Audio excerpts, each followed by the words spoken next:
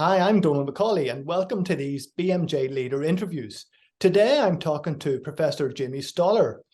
But Jamie's more than just a clinician. He's a physician, an author, and a thought leader in leadership.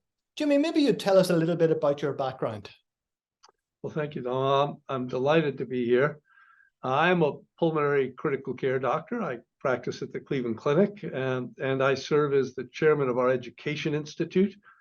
That's the part of the organization that really oversees all of education: undergraduate medical education, graduate medical education, continuing education, etc. I've had a long-standing interest in leadership, really based on a background and a graduate degree in organizational development, which is the predicate for my interest in leadership, both as a leader within my organization, as well as an academic interested in leadership concepts. So, yeah. Well, that sounds very academic, but actually, what really caught my imagination was your books, because you talk about a totally new concept, and that's this business of virtue. You know, my experience of leaders is they're supposed to be tough, hard-nosed folk driving the organization. This concept of virtue is very different. Well, fair enough. It's actually quite old. And the interesting part is that we keep sort of rediscovering these ancient concepts. They go back to, of course, Aristotle, their classic Greek concepts of the seven classic virtues: trust, compassion, justice, hope, wisdom, temperance, courage.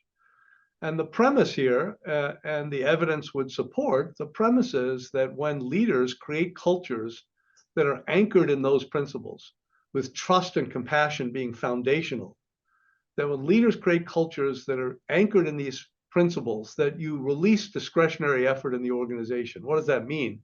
Discretionary effort means people will do the right thing when no one is watching. And these are an alternate way of leading compared to the more conventional, if you will, compliance-based approaches of leadership. Carrots and sticks. I reward you if you do something well. I punish you if you do something badly. There's a tremendous amount of literature that suggests that compliance-based approaches sort of work, in the industrial era when coal miners were harvesting coal from the coal face. You pay them more, if they harvested more. But that approach really doesn't work organizationally, and certainly doesn't work with knowledge workers. And so this is particularly relevant to healthcare in that regard. One of the difficulties with us in healthcare, us as clinicians, is we tend to have this tunnel vision, this health drive. Now, your co-authors are very different, one from business and one from philosophy.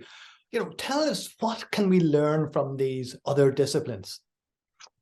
Well, we like to think that just as in science, that truth is related to replication of results across various experiments and investigators. And so part of the enthusiasm for developing these books with my friends and co-authors, Peter Ray and Alan Culp, who, as you said, Peter is spent 30 years as the dean of a business school, and then now works as a senior leader at a Fortune 200 technology company, and Alan Culp is a professor of theology. And what really was the genesis of the book was our observations from our different respective sectors, that the same concepts about virtue-based leadership apply across sectors, in healthcare, as well as in technology-based companies and in academics. And so it was this collision, if you will, of a common awareness that was the predicate for thinking about the book and writing the two books that we've done. Yeah. So bringing this into everyday practice, how do you get those concepts across to young doctors or young doctors who are trying to lead departments or academic departments? Well, a couple of things come to mind. I mean, the first is developing a common language.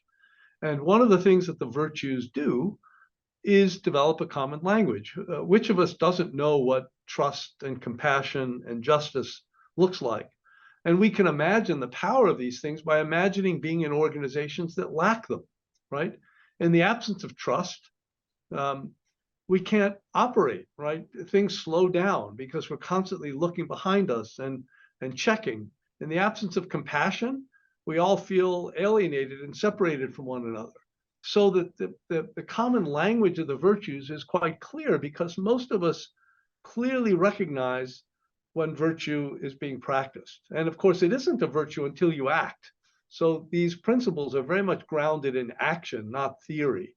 And so, the observation is that by developing a common language and then modeling behavior, right? Leaders must speak the language of virtues and then behave in ways that are consistent with the espoused values. This is a basic principle of leadership, of course.